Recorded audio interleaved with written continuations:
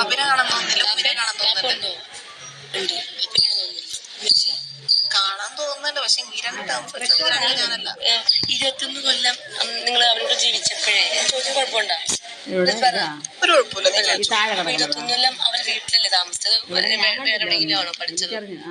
അല്ലാടുള്ള ഒരുമിച്ച് ഒരു വീട്ടിലായിരുന്നു നിങ്ങൾ ഇത്രയും പേര്? എത്ര സഹോദരങ്ങള്? ഒരാൾ എനിക്ക് താഴെ അനിയത്തിയാ?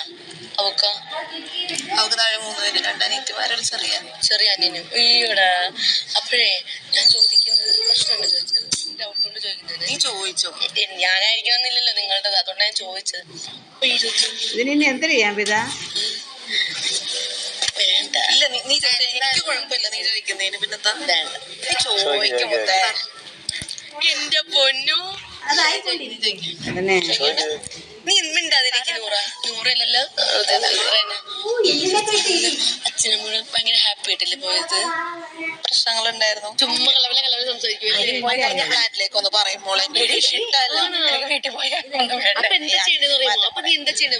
ഫ്ലാറ്റിൽ അങ്ങനെ ചേച്ചി വെക്കാൻ ചേച്ചി ബിഗ് ബോസ് മലയാളി വെച്ചിരുന്നു, വേറെ ലാംഗ്വേജ് ഉള്ള ആരെങ്കിലും വെക്കണം. വിശ്വസിച്ച് അങ്ങനെ നിർത്തുക. ആരും വിശ്വസിച്ച് ചേച്ചി അതൊക്കെ ഇഷ്ടംപടി കിട്ടും. അങ്ങനെ വെക്കാവും. അപ്പൊ നമ്മൾ സംസാരിക്കുന്നതും അവർക്ക് മനസ്സിലാവത്തില്ല, അവർ സംസാരിക്കുന്നത് നമുക്കും മനസ്സിലാവും. അപ്പൊ നമ്മളിങ്ങനെ കുറച്ചെങ്കിലും അങ്ങനെ അറിയണം. കടി ഉണ്ടാക്കുന്നത്. അപ്പൊ അവരിങ്ങനെ ആലോചിക്കുക, എന്നാൽ അവരുടെ ലാംഗ്വേജ് നിങ്ങൾക്ക് അറിയായിരിക്കണം, നിങ്ങളുടെ ലാംഗ്വേജ് ചെറുതായിട്ടൊക്കെ ഇപ്പൊ ഇവള് സംസാരിക്കുന്നില്ലേ, എല്ലാം പെട്ടെന്ന് മനസ്സിലാവുന്നില്ലേ? അങ്ങനെ പുള്ളിക്കാരി ഇപ്പൊ എന്തെങ്കിലും ചെയ്തോണ്ടിരിക്കണ ചെവി എന്റെ അവിടെ ഇരിക്കും. എന്നിട്ട് ചോദിക്കും, വീഡിയോ കോൾ ചെയ്ത് ആരുടെയും ഹാപ്പി ബർത്ത്ഡേ അങ്ങനെ പറയുമ്പോ ആരുടെ ബർത്ത്ഡേ? അപ്പൊ തന്നെ ഞാനോളും പുള്ളിക്കാരിക്ക് ഞാനോളും കപ്പിളാന്ന് അറിഞ്ഞൂടായിരുന്നു. ഫോട്ടോ ഉണ്ടായിരുന്നു വീട്ടില്, മാരേജ് ഫോട്ടോഷൂട്ടിന്റെ. ക്ലിയർ ചെയ്ത് തരാം. അപ്പൊ ഇങ്ങനെ ഒട്ടിച്ച് വെച്ചപ്പോ പുള്ളിക്കാരി അടിച്ചു വരുമ്പോ ഇങ്ങനെ നോക്കി നിങ്ങൾ ഫോട്ടോ കൊടുക്കലുണ്ടോ ചോദിച്ചു. ഞാനിവിടെ വിചാരിച്ചത് അറിയാണെങ്കിൽ അറിയാം, നമ്മള് പോയിട്ട് അറിയാം, നമ്മള് ജോലിക്കുണ്ട, നമ്മുടെ ഹിസ്റ്ററി പറയാനതൊന്നും അല്ല കാര്യം നടന്നത്. നമ്മള് പൈസ കൊടുക്കുന്നവര് ജോലി കൊടുക്കുന്നത്. ചേച്ചി അനാവശ്യ കാര്യങ്ങൾക്കൊന്നും ഇടപെടരുത്, ചേച്ചിയുടെ ജോലി വന്ന് ചെയ്തിട്ട് പോവാ അങ്ങനെ പറഞ്ഞു. നീ പറയണില്ലേ? ഞാൻ പറഞ്ഞത് വേറെ പോലെയാ വരിക എന്ന് വെച്ചാ എനിക്ക് വായിന്ന് വന്ന് എനിക്ക് വന്നു പോവും. ചീത്ത പറയല്ല, പറയുന്ന ആൾക്കാർക്ക് അത് ബാഡായിട്ട് വിഷമമാവും. നീ പറയുന്ന തന്നെ എനിക്ക് ഞാൻ പറയാം, പക്ഷെ എന്റെ സംസാരിക്കുക ചേച്ചി. അല്ല വഴക്കുണ്ടാക്കും. വഴക്കുണ്ട അതൊന്നും ഇല്ല പുള്ളിക്കാരി. എന്നിട്ട് ഞാൻ ചോദിച്ചു ഫോട്ടോ, അപ്പൊ ഫോട്ടോ എടുക്കുക ചേച്ചി. പിന്നെ നമ്മൾ നമ്മുടെ കാര്യത്തിന് പോയല്ലോ, ഓരോ തിരക്കിനും അങ്ങനെ സംസാരിക്കാൻ നിൽക്കുമല്ലോ, ഫുഡ് വരും കഴിക്കും, അത് റിലേറ്റഡ് ആയിട്ടുള്ള ടോക്കേ ഉള്ളൂ. അങ്ങനെ സംസാരിച്ച ഒരു ദിവസം പുള്ളിക്കാരി മാരേജിന്റെ വേറെ ഇരിക്കണം. നിങ്ങൾ രണ്ടുപേരും കല്യാണം കഴിച്ചിട്ടുണ്ടോ? അങ്ങനെ ഞാൻ പറഞ്ഞു അത് ഫോട്ടോഷൂട്ടാണ്, ചേച്ചിനെ കല്യാണത്തിന് വിളിക്കാട്ടാന്ന് പറഞ്ഞു. ആരുടെ എന്താന്നൊന്നും പറഞ്ഞില്ല. അവിടെ ഇവിടെ തൊടാണ്ട് നിങ്ങൾ കല്യാണം കഴിച്ച നീ വേറൊരാളെ അല്ലല്ല, ഞാനും അവളും കൂടി ഇരിക്കണ ഫോട്ടോ വേറൊരു ദിവസം കണ്ടിട്ട് പിന്നെ ചോദിക്കുക പുള്ളിക്കാരി കല്യാണം കഴിച്ചിട്ടുണ്ടോ? അങ്ങനെയൊക്കെ. അപ്പൊ ഞാനിങ്ങനെ അവിടെ ഇവിടെ കാരണം എനിക്ക് ആ ടോക്കിലോട്ട് പോകാൻ താല്പര്യമില്ല. നമ്മളവരെ കൊണ്ടുവന്ന കാര്യത്തിന് നമ്മളെല്ലാവരും ഒരു പൊസിഷനിൽ നിർത്തുമല്ല. എന്നിട്ട് പുള്ളിക്കാരി ഒരു സെർവന്റ് അങ്ങനെയല്ല, വന്ന പരിപാടി അങ്ങനെ ചോറ് നമ്മള് കാര്യങ്ങള് ഷെയർ ചെയ്യേണ്ട വന്ന പരിപാടി ഇതാണ്. പാടും ഒന്നാമത് നമുക്കൊരു പ്രൈവസി ഇല്ലേ? പാടി നടക്കും, പറഞ്ഞോണ്ട് നടക്കും. മേളത്തെ ഫ്ലാറ്റിൽ ആരണ്ടും ഡിവോഴ്സായി. അപ്പൊ ചേച്ചി ഇങ്ങനെ പോയി ചോദിച്ചു, ഇങ്ങനെ നമ്മള് ചോദിക്കുക ഭയങ്കര എന്താ മസാല ഒരു എന്തായാലും പറയണേ വീട്ടിലെ ആള് ഡിവോഴ്സായി എന്നാ തോന്നുന്നു. എന്തായാലും ലോകത്തിന്റെ പോക്ക് മറ്റത് ഇന്നലെ പറഞ്ഞത്, അതായത് റിയാക്ട് ചെയ്യുന്നില്ലേ?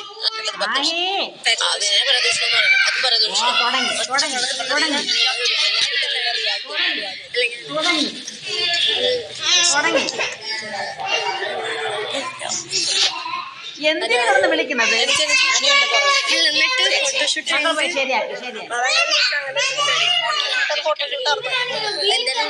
ചോദിച്ചറിഞ്ഞോ നിങ്ങള്?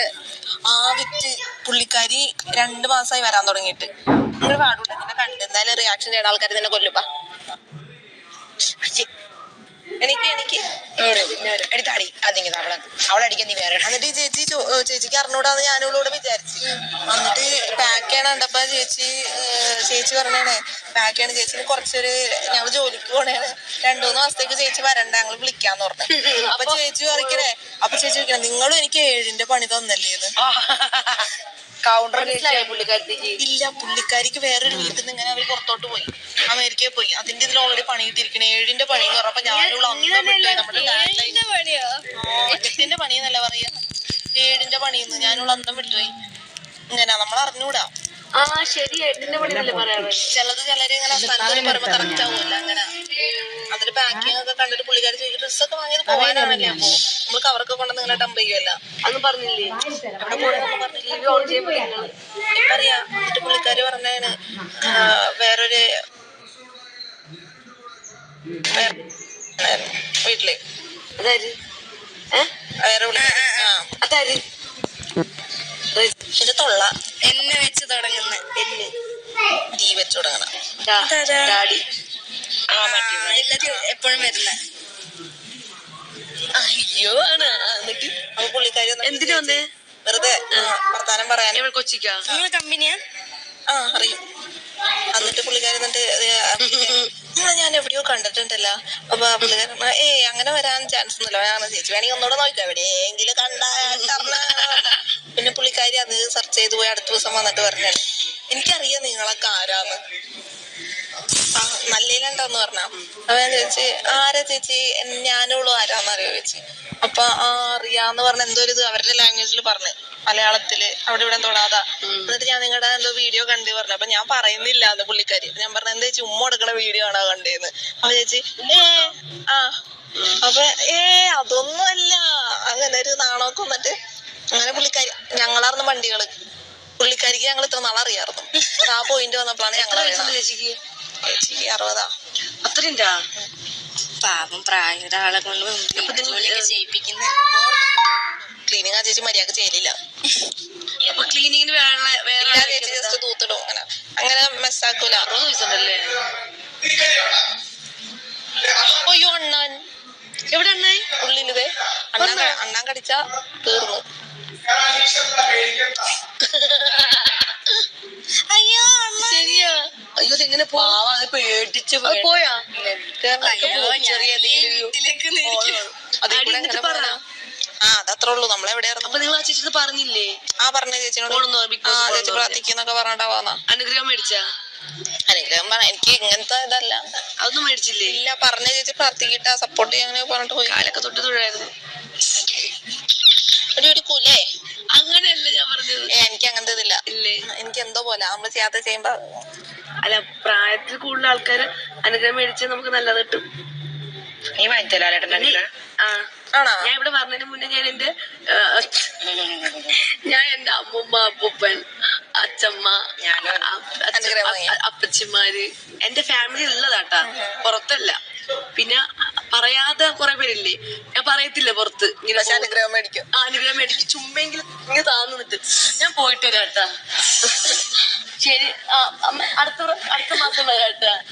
ഇനിയിപ്പോ നാളെ വരാട്ടാ എന്ന് പറയുന്നു. അറിഞ്ഞിട്ടില്ല ഇതുവരെ. ഇങ്ങനെ നമ്മളെ സർക്കിളിലുള്ള നമ്മളെ ഫാമിലിയിലോട്ട് മാത്രം പറഞ്ഞു ഇങ്ങനെ പോവാന്ന്.